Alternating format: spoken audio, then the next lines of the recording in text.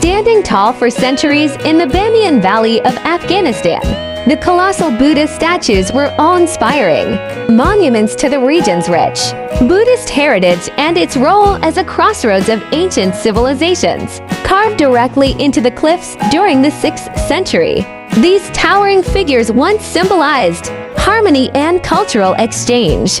Along the Silk Road, their serene presence echoed a time when art, religion, and trade flourished in the heart of Central Asia. Tragically, this legacy was violently erased in 2001 when the Taliban carried out their destruction, reducing these masterpieces to rubble and leaving behind a cultural void.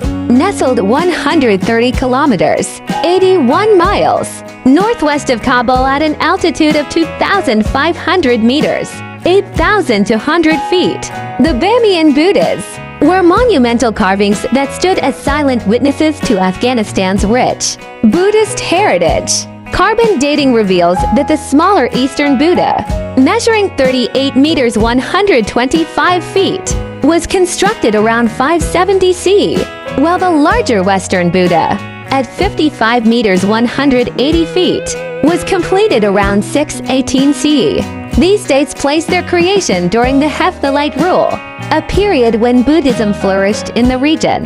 Designated as a UNESCO World Heritage Site, the statues served as a sacred site for pilgrims traveling the Silk Road, connecting cultures and spiritual practices across continents.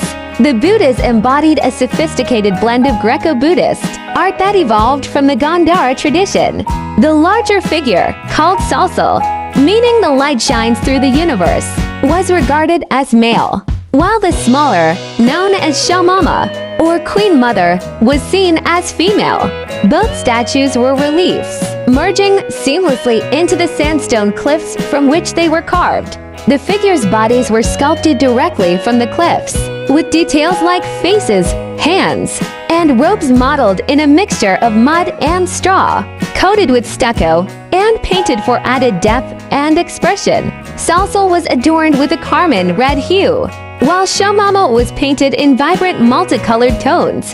Their arms and facial features, crafted separately using wooden frameworks and masks, added intricate dimensionality to the sculptures. Bamiyan had been a center of Buddhist devotion since the 2nd century CE under the Kushan Empire, thriving along the Silk Road.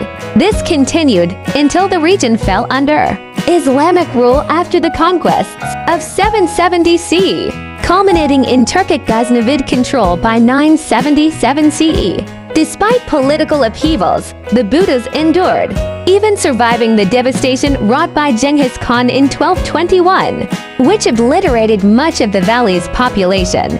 In the 17th century, Mughal Emperor Aurangzeb attempted to destroy the statues with artillery, inflicting some damage, though the Buddhas largely remained intact. Surrounding the statues were intricate caves and walls, adorned with vivid paintings, most of which date to the 6th to 8th centuries CE and had come to an end with the Muslim conquests of Afghanistan. In August 1998, the Bamiyan Valley found itself entirely encircled by the Taliban. Among the militants was a local commander who had long declared his intent to destroy the iconic Buddha statues. He began by drilling holes into their heads, intending to load them with explosives. However, his plans were temporarily halted by Mohammed Omar, the Taliban's de facto leader.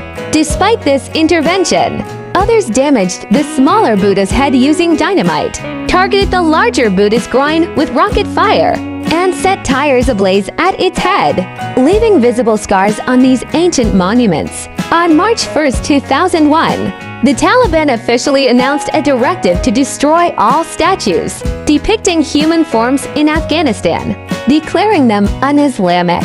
The systematic destruction of the Bamiyan Buddhas began the next day and continued for several weeks in a grim sequence of calculated assaults. The process unfolded in stages. Initially, the statues were bombarded with anti-aircraft guns and artillery fire over several days, causing significant damage but failing to fully destroy them.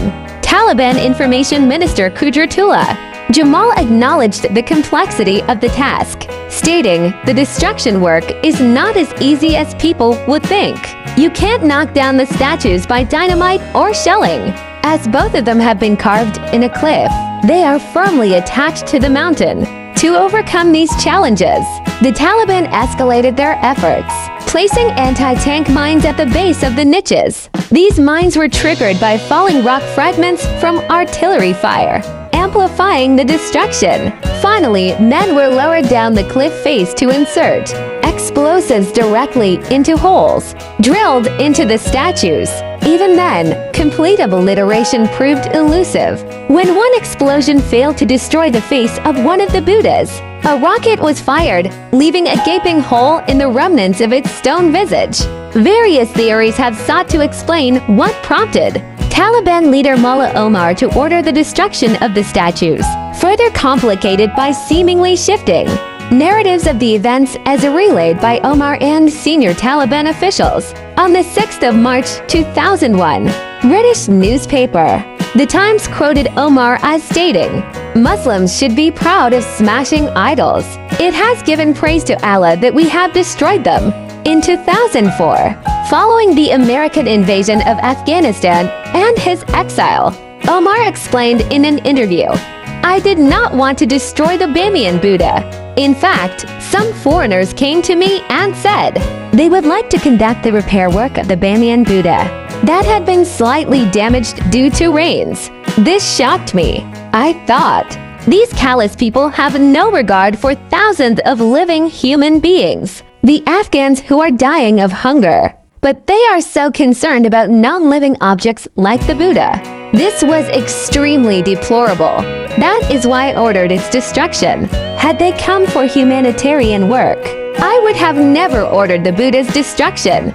The destruction of the Bamiyan Buddhas, despite protests from the international community, has been described by Michael Falser, a heritage expert at the Center for Transcultural Studies in Germany, as an attack by the Taliban against the globalizing concept of cultural heritage. The UNESCO Director General Kiichiro Matsuura called the destruction a crime against culture.